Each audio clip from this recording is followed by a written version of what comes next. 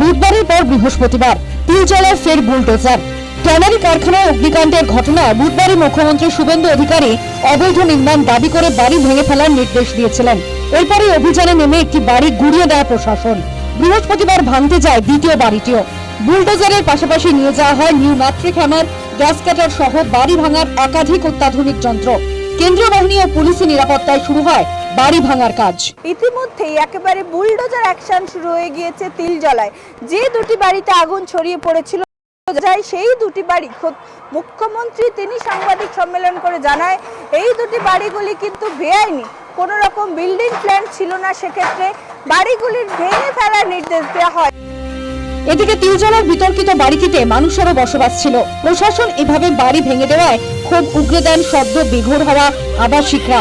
দাবি করেন প্রয়োজনীয় নথি রয়েছে তাদের কাছে, কিন্তু প্রশাসন কোনো কথা না শুনেই ভেঙে দিচ্ছে বাড়ি।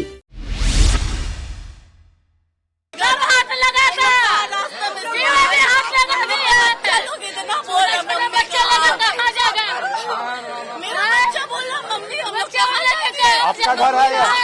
मेरा तालाब खेलता था इसमें तालाब बोल रहा कहाँ जाएगी मम्मी हम लोग। मेरा घर टूट जाएगा, मेरा घर छोड़ दीजिए, मेरा घर छोड़ दीजिए, मेरा घर छोड़ दीजिए। मेरा बच्चा खेल रहा है उसमें, मेरा बच्चा खेलता था।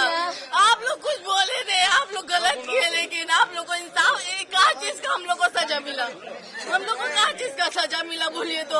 हम लोग को किया, आग नीचे लगा, उसमें लगा, हम लोग को कहाँ मिला? सब डॉक्यूमेंट আছে। जब तोड़ने का टाइम में पहले मांगता, खाली करने का टाइम में ना पहले मांगता कि प्रूफ আছে तब प्रूफ मिल जाता। যার কাছ থেকে বাড়ি কিনেছিলেন কথা বলেছেন তার সঙ্গে सब बोला, सब बोला हुआ है। वो तो आग लगा है, वो तो आग लगा ना भाई। मेरा क्या बोल रही है?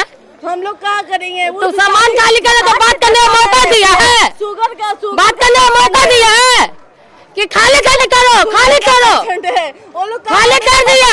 दूसरा कैसा मालूम चलेगा, फुट पे बैठेगा। ক্ষোভের আগুনে ঘি পড়ে বৃহস্পতিবার বিকেলে তিলজলায় পৌঁছন আইএসএফ বিধায়ক পীরজাদা নওশাদ সিদ্দিকী। এরপরে উত্তেজনা চরমে পৌঁছয়। পরিস্থিতি সামাল দিতে লাঠিচার্জ করতে হয় পুলিশকে।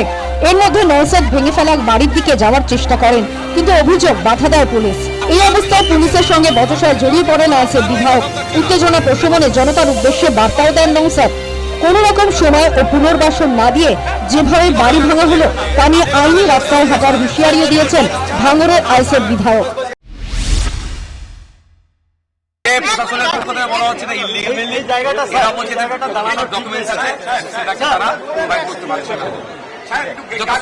সকালে তারা কোর্টেও গিয়েছে, মানে একটা ইললিগাল বিল্ডিং হলো, বিল্ডিং কে নির্দিষ্ট টাইম একটা দেওয়া দরকার, যারা আছে তাদের খালি করে দেওয়া, মানে 24 ঘন্টার নোটিশ দিল না, 1 ঘন্টা 1.5 ঘন্টার মধ্যে যেভাবে সেখানে এদের উপরে বুলডোজার চালাচ্ছে, এটা সম্পূর্ণভাবে বৈষম্য হচ্ছে। অনেক কোনো কি করে এটা কাউন্সিলর কি করছিল, প্ল্যান পারমিশন করা দিচ্ছিল, সরকারের ভুল। তাদেরকে পুনর্বাসনের ব্যবস্থা করার জন্য এখানে এসেছি। উল্লেখ্য, গত মঙ্গলবার অগ্নিকাণ্ডের ঘটনা ঘটেছিল তিলজলার ট্যানারি কারখানায়। মৃত্যু হয়েছিল 2 জনের। সেই ঘটনায় প্রগতি ময়দান ফায়ার স্টেশনের অফিসার ইনচার্জ গৌতম দাসকে সাময়িকভাবে বরখাস্ত করা হয়েছে।